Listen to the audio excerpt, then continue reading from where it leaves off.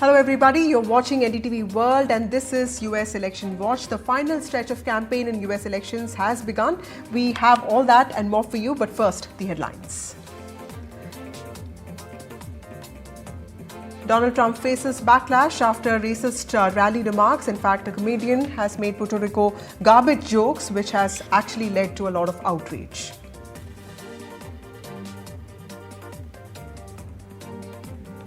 Kamala Harris distances from the Biden campaign in the final stretch of US election campaign. In fact, Kamala Harris has said that Biden era is already over.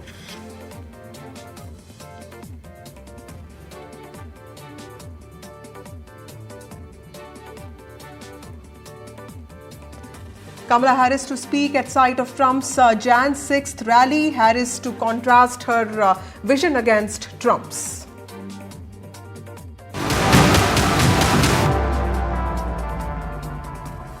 Well, the final week of the US election race is here and the air is filled with anticipation as the two camps are making their final arguments. Vice President Kamala Harris will deliver her closing argument address tonight at the site of former President Donald Trump's rally on June 6, 2021, prior to the violent attack on the US Capitol. And she's expected to use this address of hers to contrast her own vision of presidency with Trump's. Meanwhile, Donald Trump will deliver remarks in Florida before heading to the battleground state of Pennsylvania today. Now, looking at the polls, while the race is neck and neck in the recent ABC 538 national poll, with Harris leading with a narrow margin, in the swing states, Trump seems to be leading in roughly all swing states by very narrow margins. Here's a special report on that. And I can tell you, Kamala Harris has been a great vice president. She'll be a great president as well.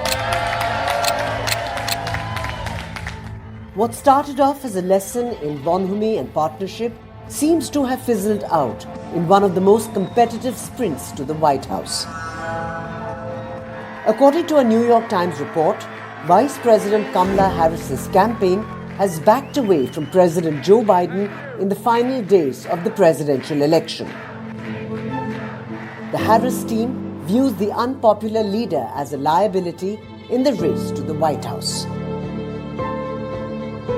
Biden's approval rating has been between 35 and 40% for much of his presidency. Concerns about his age forced him to abandon his re-election bid in July. Experts have said that the last thing Harris would want to do is try to make this campaign about Biden. The report suggests that Harris's campaign officials believe that holding joint events with Biden would only hurt her at the most crucial stage of the race. Earlier this month, Harris told Fox News that her presidency will be different from Biden's, a sign that their paths were diverging. According to reports, Biden is particularly upset that Harris, who he handpicked to be his replacement on the Democratic ticket, has not been mentioning him in her speeches. Biden recently played down the fact that he hasn't campaigned side by side with Harris since their joint Labor Day campaign appearance in Pittsburgh, adding that he's had to continue to be president at the same time. The difference between the schedules of Biden and Harris tells the story.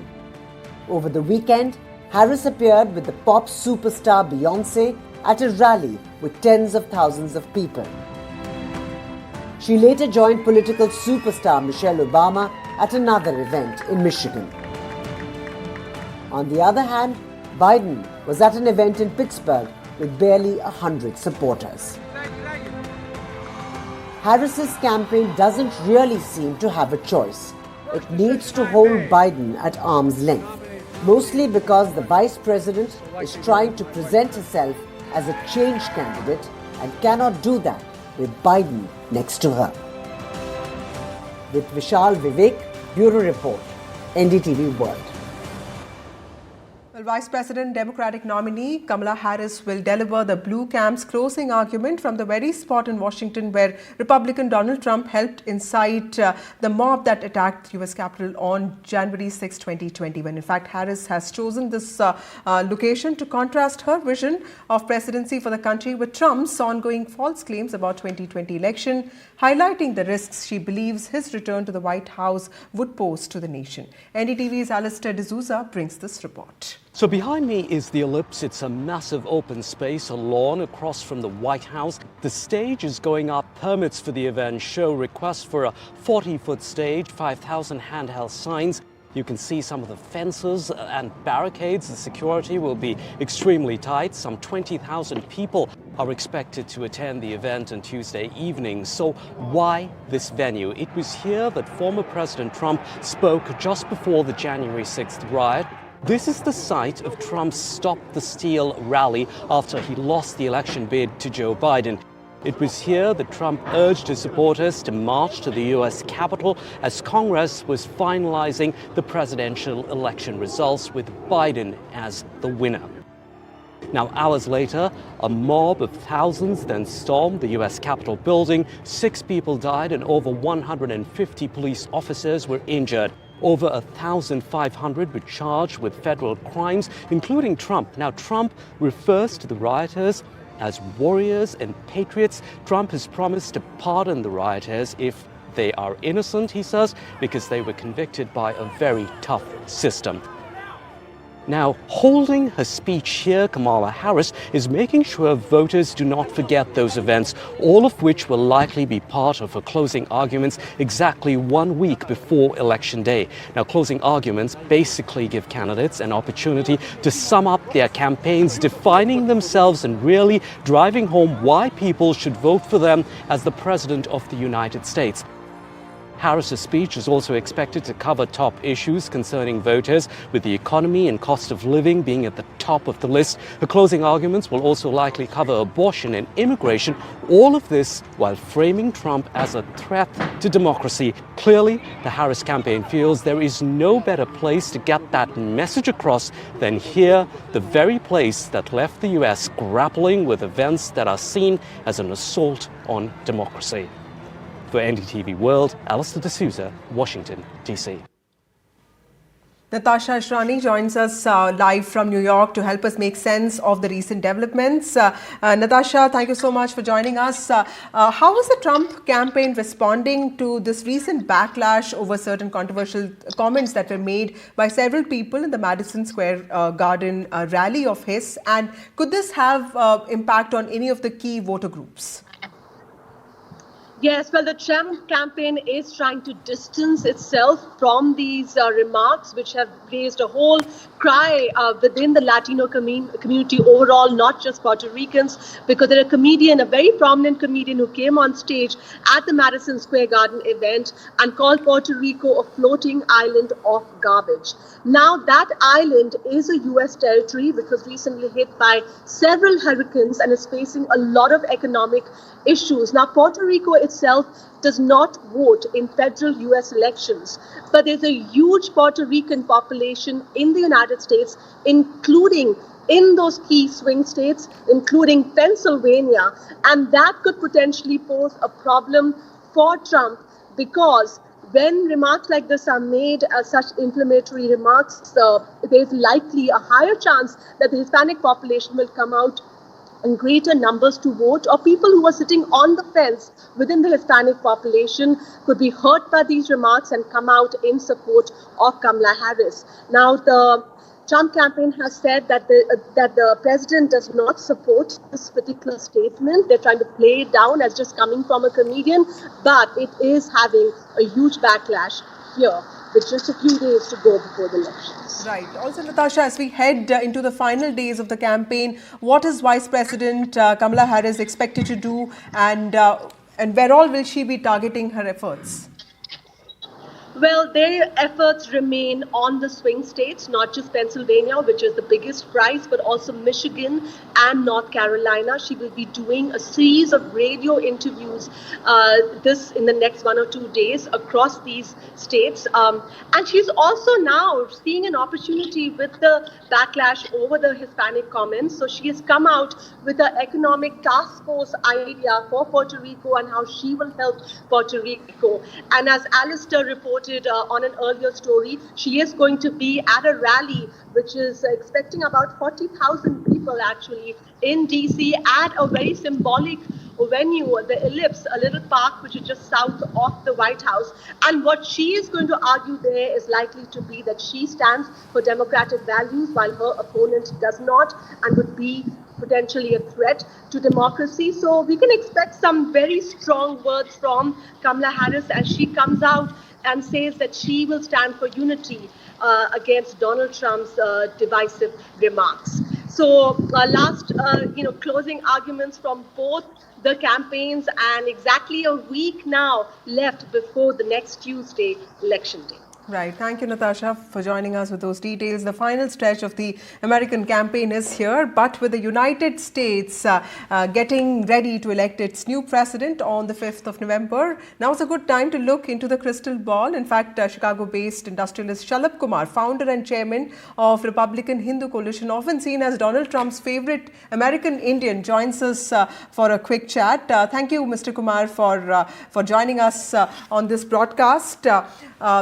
There's a lot of talk about India's foreign policy and what the next US government's view will be on it, especially, its relationship with US has been in the spotlight. Could you give us a sense of what you see as top foreign policy priorities for the Trump government if it becomes charge of the next government of the US? First of all, good evening. Can you hear me properly? Yes, sir, we do. Okay. So, yeah, it is a very important subject you are talking about, favorite of mine. That is the relationship between United States and Bharat for the next administration. And we know where President Trump stands. We also, in a way, know where Kamala Harris stands, and that's not very good.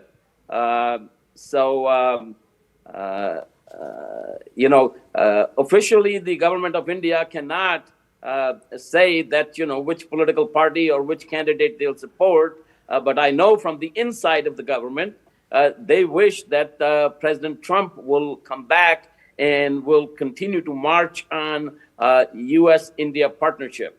Kamala, on the other hand, I would like to remind your viewers of her stance on Article 370 and 35. When that came out, right. She was totally against. Her campaign, her government, Biden's cabinet are full of people who want a independent Kashmir state. So that, that has been their policy. Now they come out and may say something different, but that is just the truth. Right. Mr. Kumar, also, Mr. Trump has promised to impose tariffs of up to 20% on imported goods from countries like India. He's repeatedly pointed to India's high entry tariffs for luxury goods, but on the other hand, I'm sorry, I couldn't hear you properly. Let me just see. Okay, I'm sorry. Go ahead. Yes, Could you sir. repeat the question? I'm sorry. Yes, sir. This was a question about tariffs, and that Donald Trump has promised to impose tariffs of up to 20% on imported goods, specifically from countries like India. He's repeatedly pointed to India's high entry tariffs for luxury goods, but he also has praised Prime Minister Narendra Modi, often calling him a great man. How much should Indians worry about a Trump presidency, specifically when it comes to impact on countries' exports? That's also a very good question. I'm in the process of writing a book on Chinese colonization of America 2049. This thing is really targeted for China. And actually, it should be much more than 20%. It should be 50% or 100%. Otherwise, come 2049, their 100th anniversary, United States will be a second economy. They will be an $80 trillion economy. That's China. Right. And India will be probably a $20 trillion economy. United States will become a $40 trillion economy, half the size of China. So tariffs and bringing bringing jobs and manufacturing back to the United States, which has been a very big emphasis for President Trump and my own. That is very important to put on tariffs, particularly against countries that want to dominate the world, and not like India, who wants to have a great partnership with the United States of America. Okay, an aligned question, sir. There have been some concerns in the Indo-Pacific region about Trump's approach to China. We've seen his shifting positions on TikTok. What can we expect on US-China ties, particularly when the disengagement process has begun between India and China? There is no question in my mind. And Bharatiya, Indian, all Indian Americans, they could take that to the bank. President Trump is for United States and for India. And our number one enemy, global enemy in the world is China. And President Trump, I have had so many conversations with him, with President Trump on this issue of tariffs with China. And at times, actually, I remember my last conversation with him where President Trump had said, Shali, do you think it's a good idea to stop trade with China cold turkey? He used the word cold turkey. That is, China is an existential threat for world democracies, for peace-loving nations, right, for United States of America, for India, and China needs to be controlled. And so there is no question that in Indo-Pacific, United States is with India and can try to contain China. Right. Thank you, Shalabh Kumar, for joining us. That was Shalabh Kumar speaking to NDTV World on the expectations that Indians can have from a Trump presidency. Moving on, Vice President Kamala Harris has accused former President Donald Trump on Monday of stoking divisions in the society and trying to divide the country after speakers making bigoted and misogynistic remarks packed his rally in Manhattan on Sunday night. Referring to the rally as that nonsense last night at Madison Square Garden,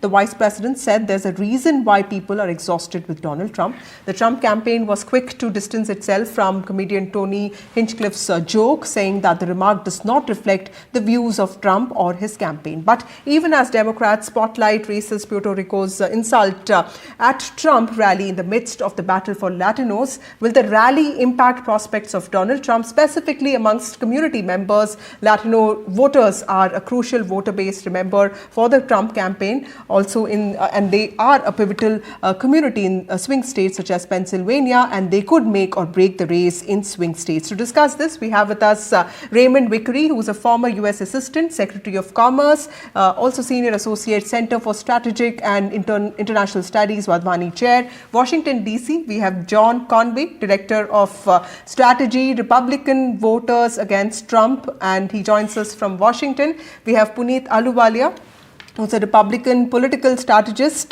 Thank you all of you for joining me on this show. To you, Mr. Vickery, first, tell us the potency of Latinos as a community, as an electoral force, because I was looking at voices from this community, and community members seem to be saying that both parties have failed to address socioeconomic issues, crime, drug abuse, and there are studies, including 2024 Pew Research Center, which say that the number of Latino voters in upcoming election is projected to reach a historic high of 14.7%. Do you think that they are capable of making a difference? And if yes, do you think what happened in Madison Square Garden would impact their votes? Well, thanks very much for having me, and happy Diwali to everyone. Yes, I believe that the Latino vote is very important in places like Pennsylvania, particularly in the Philadelphia area. the Puerto Rican vote is very important in a swing state. So the Trump campaign was swift to try to distance itself from the derogatory remarks made about Puerto Rico in the warm-up, but they didn't distance themselves from other remarks, remarks implying that the vice president is a prostitute, remarks mocking her heritage, which is Indian and Jamaican, and saying it was Samoan, Malaysian, and they didn't know what it was. The whole tone of the campaign of Trump has been to try to divide and conquer. And I think that what went on in Madison Square Garden is indicative of that, but hopefully people are going to see through that and understand that that is meant to be divisive rather than to unite us. This is a challenge which all democracies face, whether they be in the U.S. or India, and we have to be able to come to grips with it in order to preserve the democratic ways in which these great democracies have functioned in the past. Yes, I think it's a huge mistake to allow these things and then only to disavow Puerto Rican, but leave the other unaddressed, and I don't think it's going to go over well with the Latino voters. Right. Mr. Conway, the concept of criminalizing or vilifying the Latino migrant workers, is it something that the campaign has seen before, or is it something that is new to Mr. Trump? How do you see this, sir? Yeah, Donald Trump started his political career when he announced his nomination in 2015 by villainizing Mexican immigrants who were seeking freedom here in the United States, calling them rapists. So Donald Trump has a long history of trying to divide us. He has a long history of hate, especially towards immigrants and people of color. And I think his rally was indicative of the hate that Donald Trump has always been spewing. And I think there are voters in this country who have somewhat forgotten all of the reasons why Donald Trump exhausts us. They've forgotten some of the reasons why they find Donald Trump disgusting. And I think the rally so close to an election is a strong reminder as voters start to go to the polls here in these states that Donald Trump is somebody who doesn't care about American unity. He only cares about dividing us. And he doesn't have any respect for people who need to be respected. And so I think going in 7 days before voters are going to go to the polls with this reminder about the type of people that Donald Trump fosters, the type of people that make up the MAGA community, is going to be a strong reminder for voters who are still on the fence about what another 4 years of Donald Trump would look like. Right. Mr. Ahluwalia, some of the things that Kamala Harris is promising, if you look at removing unnecessary degree requirements or even bilingual education, there is an expectation that this might also reach out to Latino voters better. But of course, there are studies which are saying that, Latino voters are also, a little bit of them, some of them are also moving towards Republicans. How is the Republican campaign looking at this, and how has the outreach been like? I saw Mr. Donald Trump also have a roundtable with some of the community members. Has that worked in his favor? Well, most people forget all people who come from different nations become Americans. So why box them? And that's what the Democratic Party always does, is boxing people and playing identity politics. And that's why Kamala Harris, and one day she's Indian, the other day she's a Black American. So it's important for people to understand the United States is for all, one nation under God. And that's the message which President Trump is talking about, is economic independence, economic success, fighting the inflation, which has been under Biden and Kamala Harris leadership. And she's not been able to define herself. And the race has become very, very close. And the early voting is favoring the Republicans, and they're concerned. So their rhetoric has always been to keep calling President Trump a fascist, a mad genius, and all kind of names. And the fact is, to make something about nothing is what they have at this point, because she's been unable to define who she is, what she is, and what policy she's going to will be bringing in to make the American life better, not only domestically, but also internationally. So They have no game plan, and that's the reason why they're concerned, and they keep hammering on President Trump. Right. Thank you, Mr. Ahluwalia. Thank you all of you for joining me on this broadcast. Latino voters of the United States of America at the center of the electoral campaign in the country. Moving on, Trump confidant Steve Bannon has been released from federal prison just in time for the final stretch leading up to Election Day. In fact, Mr. Bannon, who was the chief executive of Trump's 2016 campaign and a right-wing podcast host, has remained a passionate supporter of the former president, even while serving time in Connecticut since July. He insisted he would still impact the presidential race from behind bars and that his War Room podcast would continue to mobilize Trump's base. In fact, Mr. Bannon was convicted in 2022 on 2 counts of contempt of Congress for ignoring a subpoena from the House Select Committee investigating the January 6th Capitol attack and is currently appealing that conviction. Bannon is expected to host his radio program later today. Time for a short break. More news and updates on the other side.